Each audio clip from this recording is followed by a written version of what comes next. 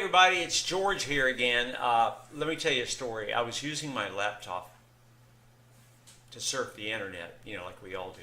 Unknowingly, I ended up installing this really dodgy kind of antivirus program onto the system, and let me tell you, that was just the beginning of all my troubles.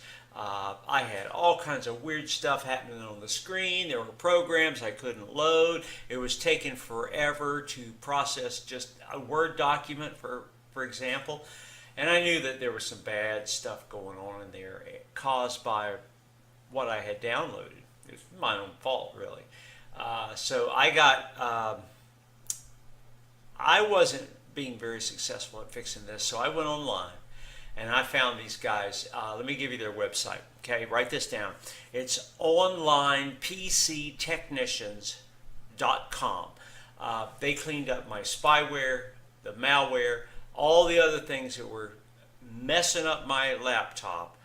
And in the meantime, while they were doing all that, I went and had lunch. There was nothing to it.